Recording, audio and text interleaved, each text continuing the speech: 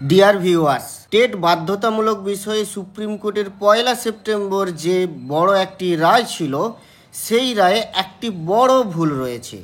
কেন আমি এই দাবি করছি তা সুপ্রিম কোর্ট গত 6 অক্টোবরে তাদের রায়ে তাদের এই পুরনো কথাকেই চ্যালেঞ্জ করছেন। আমি আসছি এই রায় কি ছিল এবং কিভাবে তারা তাদের এই পুরনো রায়কে চ্যালেঞ্জ করছেন, পুরনো রায়কেই ভুল প্রমাণ করছেন, তা আমি আসছি একটু পরে। তো সেই অনুযায়ী আমরা দাবি করতেই পারি যে টেট কিন্তু সকলের জন্য বাধ্যতামূলক নয়, এটা হওয়াই উচিত নয়। প্রথমেই যে প্রেক্ষাপটে আসি সেটি হচ্ছে রায়টি 1 সেপ্টেম্বরের রায়টি কাদের মধ্যে ছিল, কি কোশ্চেন ছিল এবং কি রায় হয়েছিল সেইটা একটু আসা যাক। যে মেন অ্যাপিল ছিল, সিভিল অ্যাপিল নম্বর হচ্ছে আপনার 1385 অফ 2025। কারা অ্যাপিলেন্ট ছিলেন? অ্যাপিলেন্ট ছিলেন অঞ্জুমান ইসাতে তালিম ট্রাস্ট ভার্সাস হচ্ছে respondents the state of Maharashtra and others, অর্থাৎ মহারাষ্ট্র, তামিলনাড়ু এবং আদার্স কিছু ইন্ডিভিজুয়াল টিচার্স মনে হয় এর মধ্যে ছিলেন। তো মেন যে কোশ্চেন কোর্টের কাছে ছিল, সেই কোশ্চেন কি ছিল? সেই কোশ্চেনটা একেবারে প্রথমে রায়ের যে জাজমেন্ট কপি আছে সুপ্রিম কোর্টের, ওই জাজমেন্ট কপির একেবারে প্রথমেই এটা খুঁজে পাবেন কি, the questions as regards applicability of the teacher eligibility test two minority educational institutions and whether qualifying in the TET is a mandatory prerequisite for recruitment of teachers as well as promotion of teachers already in service were under consideration in such proceedings। দেখুন, এইখানে দু ধরনের টিচারদের কথা বলা হয়েছে যাদের TET mandatory নিয়ে বলা হয়েছে। কি না, TET is a mandatory prerequisite for recruitment of teachers as well as promotion of teachers যারা অলরেডি ইন সার্ভিস। অর্থাৎ কোয়েশ্চেন ছিল কোর্টের কাছে যে মাইনরিটি ইনস্টিটিউশন, মাইনরিটি যে এডুকেশনাল ইনস্টিটিউশন, সেখানে কি এই এনসিটির যে মিনিমাম এলিজিবিলিটি ক্রাইটেরিয়া অর্থাৎ টেট পাস করাটা কি ম্যান্ডেটরি হওয়া উচিত না উচিত নয়। এক, টেট কি ম্যান্ডেটরি সেই সমস্ত রিক্রুটমেন্ট টিচার্সদের জন্য হওয়া উচিত না প্রমোশন অফ টিচার্সদের তাদের জন্যও কি হওয়া উচিত, এই ব্যাপারে কোর্টের কাছে কোশ্চেন ছিল। মেনলি এখানে মাইনরিটি এডুকেশনাল ইনস্টিটিউশন হু আর অ্যাগ্রিভড মানে ডিপ্রাইভড ছিল, তারা এইখানে কোর্টের কাছে এই অ্যাপিলটা করলো। তারা কি বলে অ্যাপিল করলো? আসলে মহারাষ্ট্র গভর্নমেন্ট আরটি অ্যাক্ট এবং আরটি অ্যাক্ট অনুযায়ী এনসিটির যে মিনিমাম এলিজিবিলিটি ক্রাইটেরিয়া পুরো স্টেট জুড়ে সমস্ত স্কুলের জন্য অ্যাপ্লিকেবল করে দিয়েছিল। ফলে তারা বলেছিল যে মাইনরিটি ইনস্টিটিউশনগুলোর জন্য এটা কিন্তু অ্যাপ্লিকেবল হবে। সেই কারণে মাইনরিটি ইনস্টিটিউশন, তাদের মধ্যে একটি ট্রাস্ট অঞ্জুমান ইসাতে তালিম ট্রাস্ট, তারা পিটিশন করলো কোর্টের কাছে, they are not being allowed to recruit teachers who have not qualified in the TET. অর্থাৎ তারা টিচার রিক্রুট করছিল কিন্তু তারা এখন থেকে আর টিচার রিক্রুট করতে পারছে না। Authorities within the meaning of article 12 of the constitution claiming that qualifying the TET is a mandatory requirement for appointment of teachers not only in non-minority but also minority institutions। মানে authority যে authority থাকবে article 12 কনস্টিটিউশনের article 12 অনুযায়ী, অর্থাৎ এখানে recruiting authority আর কি, তারা কোনো টিচারকেই নন minority শুধু নয় মাইনরিটি ইনস্টিটিউশনও অ্যাপয়েন্টমেন্ট করতে গেলে তাদেরকে টেট বাধ্যতামূলক হতে হবে। এটি ছিল মেন কোশ্চেন। থার্ড নম্বর যেটা আসি সেটা কি, ইন্ডিভিজুয়াল টিচার্স। কিছু ইন্ডিভিজুয়াল টিচার্সরাও কোশ্চেন রেজ করেছেন, who were appointed prior to the RT Act being enforced, claiming that the TET qualification cannot be made a mandatory requirement for the purposes of the promotion। তাদের যে প্রমোশনের জন্য টেটটাকে mandatory করা না হোক, এটা ছিল তাদের মেন দাবি। এখন আসি মেন বক্তব্য কি বলতে চেয়েছি বা গত 6 অক্টোবরের রায় কি। আসলে শুধু গত 6 অক্টোবরের রায় নয়, সুপ্রিম কোর্টে এরকম বহু রায় আগে হয়েছে। যেমন দেখুন 2008-এ বাজাজ নাহার ভার্সাস নীলিমা মণ্ডল। 2007-এও হয়েছিল union of Indian others versus Jayprakash Singh and another. এই যে রায়গুলো সুপ্রিম কোর্ট দিয়েছিল, সেই রায়ে সুপ্রিম কোর্ট স্পেসিফিক্যালি কি বলতে চেয়েছিল? সুপ্রিম কোর্ট বলতে চেয়েছিল, দেখুন এই রায়ে, যে no amount of evidence can be looked into upon a plea which was never put forward in the pleadings.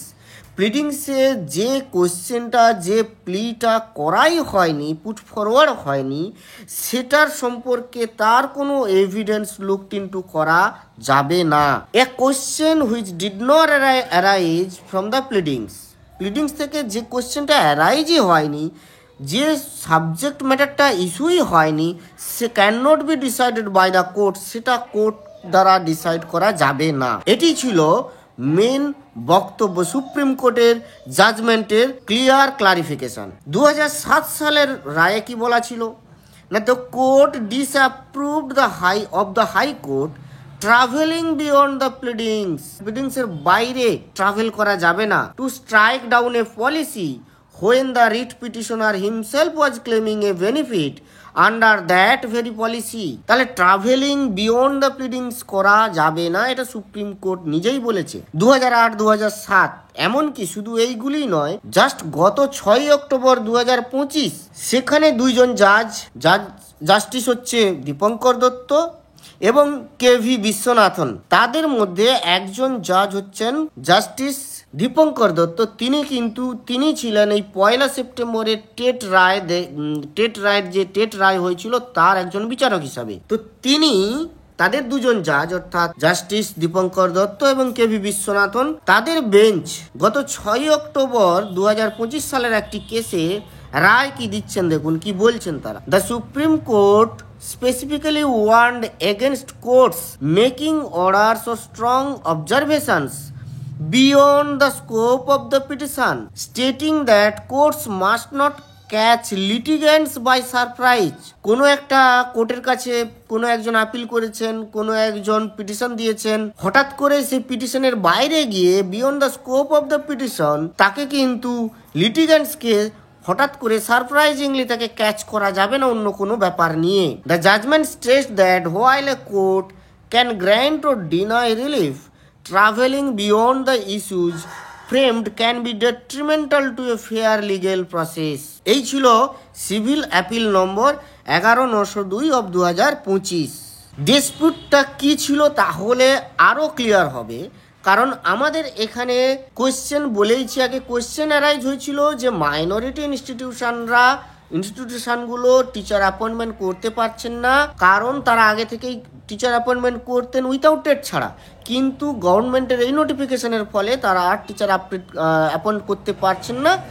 TET mandatory হয়ে গেছে সমস্ত মাইনরিটি এবং নন মাইনরিটি ইনস্টিটিউশনে। তাহলে সেই দাবি নিয়ে মাইনরিটি ইনস্টিটিউশনের ট্রাস্ট তারা গেল, তারা বলল আমাদের ক্ষেত্রে টেটটাকে ছাড় দেওয়া হোক। সুপ্রিম কোর্টের কাছে এই প্লি নিয়ে যাওয়া হলো এবং সেখানে প্রমোশনের একটা ব্যাপার উঠে এলো। কোশ্চেনটা এটাও ছিল যে যদি কোনো টিচার, যারা এক্সিস্টিং টিচার, তাদের প্রমোশন হয়, সেই প্রমোশনের ক্ষেত্রে টেটটা কি ম্যান্ডেটরি হবে না, এই দুটি কোশ্চেন ছিল। কিন্তু সেইখান থেকে beyond the petition Supreme Court রায় দিলেন এক্সিস্টিং সমস্ত টিচারকে টেট করে নিতে হবে। শুধু এই রায় নয়, সাথে সাথে এটাও বললেন একটা হার্শ টাচ টু টিচার্স, সমস্ত টিচার্স মহলে যে ক্ষতিকর প্রভাব, যে নেগেটিভ ইম্প্যাক্ট পড়লো, শুধু টিচার্স মহল নয়, গার্ডিয়ান মহল, সমস্ত ছাত্রছাত্রীদের ক্ষেত্রে যে নেগেটিভ ইম্প্যাক্ট পড়লো, যে তাদেরকে টেট না পাস করলে চাকরি থেকে বরখাস্ত করা হবে। এটা শুধু beyond the scope of the petition নয়, travelling beyond the scope of the petition.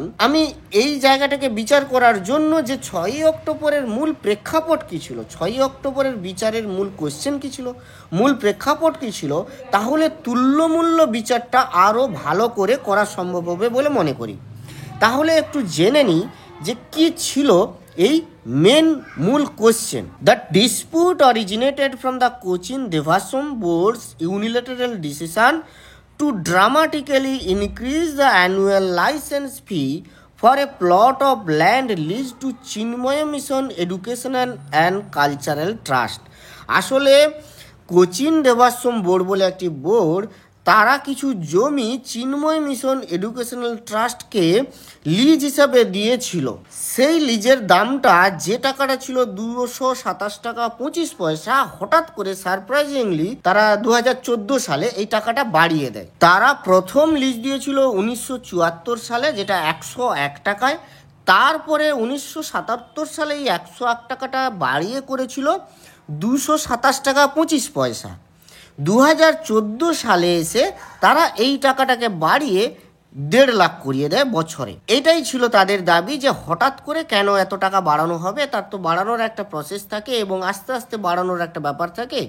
হঠাৎ 227 টাকা থেকে 1.5 লাখ কেন হয়ে গেল, এই কোশ্চেন নিয়েই কারা গিয়েছিল, Chinmaya mission educational and cultural trust. তারা চ্যালেঞ্জ করলো this fee hike in Kerala high court via a writ petition. তারা কেরালা হাইকোর্টে একটি রিট পিটিশন করে এই হাইকটাকে চ্যালেঞ্জ করলো। দ্য হাইকোর্ট কিন্তু আফেল্ড করলো বোর্ডস ডিসিশনকে, অর্থাৎ বোর্ডের যে ডিসিশন ছিল সেটা আফেল্ড হলো। এবং সাথে সাথে হাইকোর্ট দুটি স্পেসিফিক অর্ডার দিলেন। কি কি না, directing the board to refix the licence fee afresh in line with an earlier judgment. Earlier আরও কিছু জাজমেন্ট হয়েছিল, সেই জাজমেন্ট অনুযায়ী তাদের ওই 2014 থেকেই ওই যে ফিটা দেওয়া হাইক হয়েছিল 1.5 লাখ ফিক্স হয়েছিল, ওইটা রিফিক্স করে হিসাব করে করতে বলেছে। হিসাব করেই তাদেরকে দিতে হবে, এই ট্রাস্টকে পে করতে হবে কাকে, বোর্ডকে লিজ হিসাবে।